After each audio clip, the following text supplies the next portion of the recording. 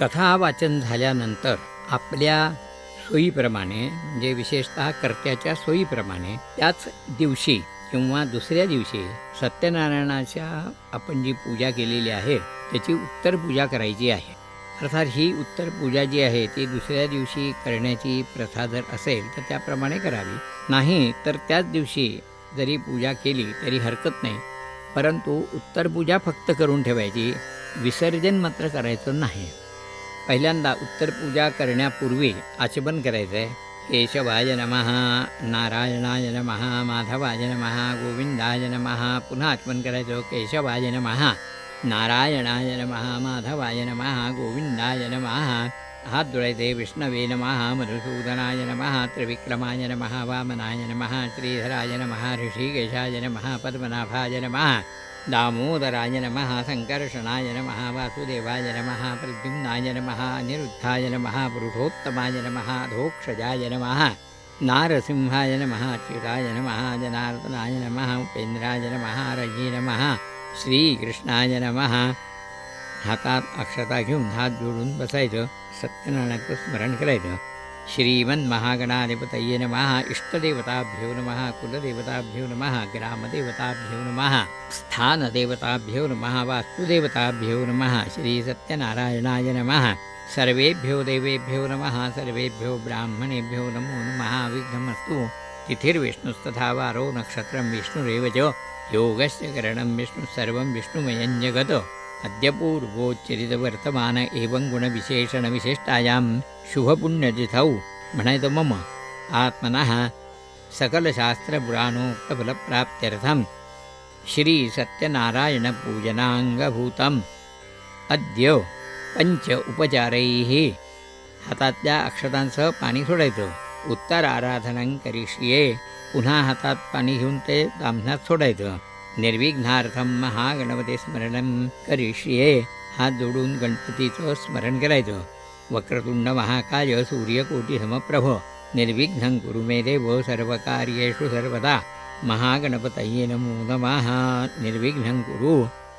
तर या ठिकाणी आपण दुसऱ्या दिवशी जर पूजा करणार असो तर पाहिलेली जी फुलं आहेत ती सर्व काढायची. त्यामध्ये बाळकृष्ण जो ठेवलेला आहे आपण किंवा शाळीग्रामाची मूर्ती ठेवलेली आहे ती हलवायची नाही.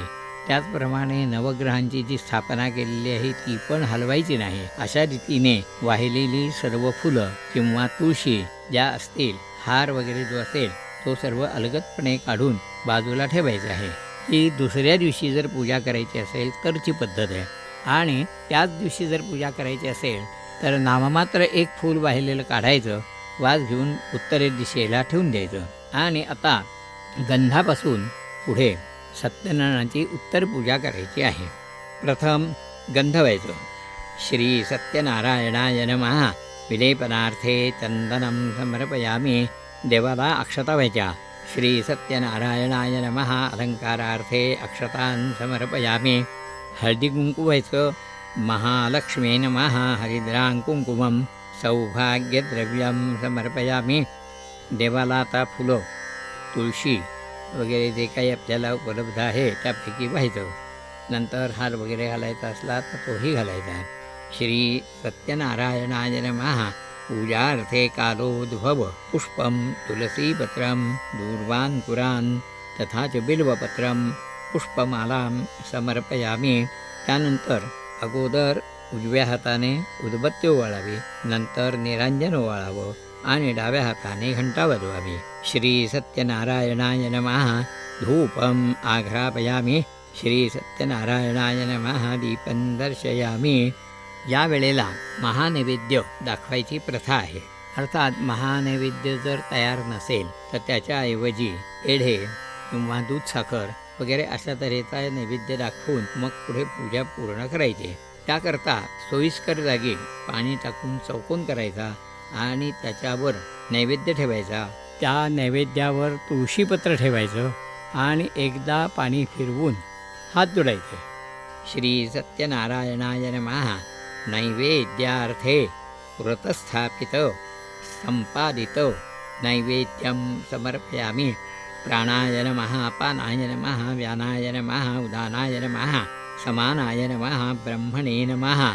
पुन्हा नैवेद्याभोवती पाणी फिरवायचं आणि हात जोडायचे. प्राणाय नमः, पानाय नमः, व्यानाय नमः, गानाय नमः, समानाय नमः, ब्रह्मणे नमः. 4 वेळेला आपल्या उजव्या हातावरून समोरच्या ताम्हणात पाणी सोडायचं. उत्तराभूषणं हस्तप्रक्षालनं मुखप्रक्षालनं आचमनीयं समर्पयामी. देवाला गंधफूल व्हायचं किंवा गंध तुळशीपत्र व्हायचं. करोद्वर्तनार्थे चंदनं समर्पयामी. आता चौरंगावर जो एक नारळ ठेवलेला आहे, विडा ठेवलेला आहे डाव्या हाताला पाठीमागच्या बाजूला, त्या ठिकाणी पळीनी पाणी व्हायचं आणि नमस्कार करायचा. श्री सत्यनारायणाय नमः.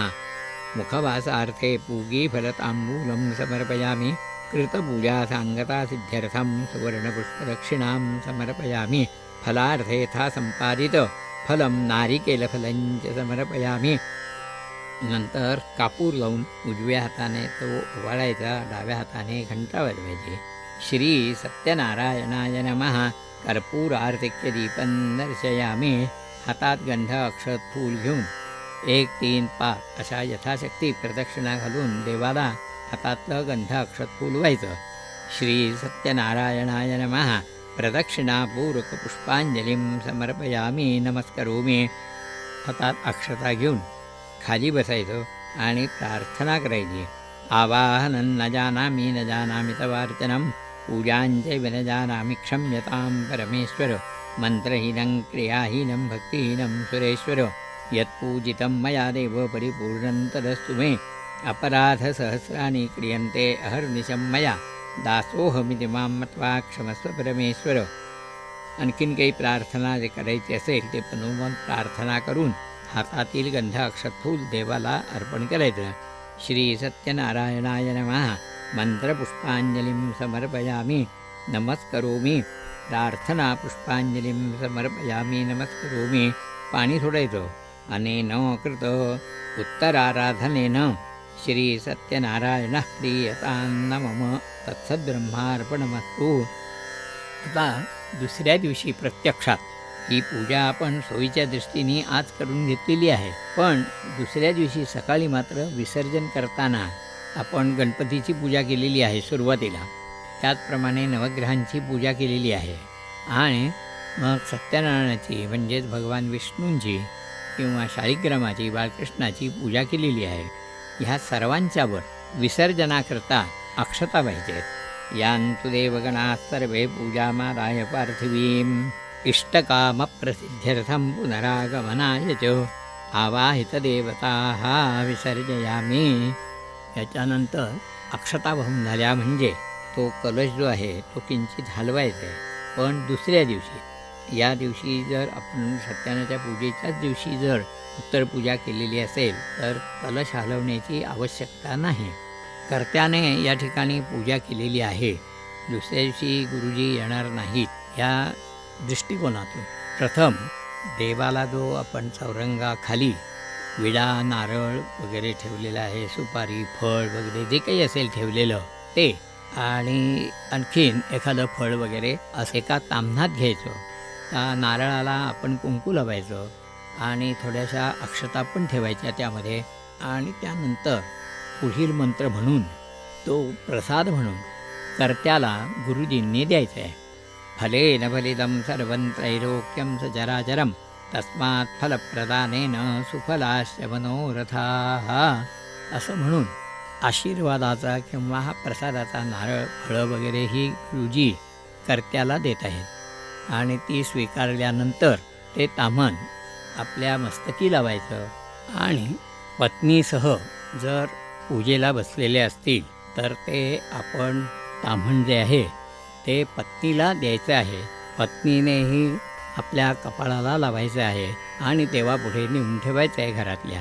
त्याचप्रमाणे सर्व देवांना, घरातल्या देवांना नमस्कार करायचा आणि मोठ्या माणसांनाही नमस्कार करायचा आणि पुन्हा जागेवर येऊन बसायचं आणि 2दा आचमन करायचं. कर्मांते द्विराचम्य केशवाय नमः, नारायणाय नमः, माधवाय नमः, गोविंदाय नमः. पुन्हा केशवाय नमः, नारायणाय नमः, माधवाय नमः, गोविंदाय नमः. 3 वेळेला विष्णवे नमः असं म्हणायचं. विष्णवे नमो विष्णवे नमो विष्णवे नमः अशा रीतीने आपली ही सत्यनारायणाची जी पूजा आहे ती संपूर्ण पूर्ण झालेली आहे.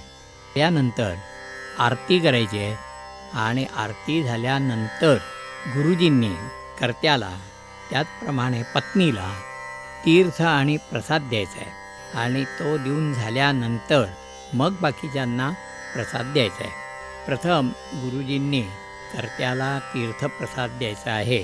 त्याकरता मंत्र असा आहे तीर्थग्रहणाचा. अकाल मृत्युहरणं सर्वव्याधिविनाशनं सत्यदेव पादोदकं तीर्थं जठरे धारयाम्यहम् असं म्हणून दोघांनाही ते तीर्थ द्यायचं. काही ठिकाणी 1 वेळा देतात तर काही ठिकाणी 3 वेळा देण्याची पद्धत आहे. जशी पद्धत असेल त्याप्रमाणे तीर्थ द्यायचं. तीर्थ घेऊन झाल्यानंतर गुरुजींनी या कर्त्याला प्रसाद द्यायचा आहे. आता हा प्रसाद देण्याकरता म्हणून जो मंत्र आहे तो म्हणणार आहे.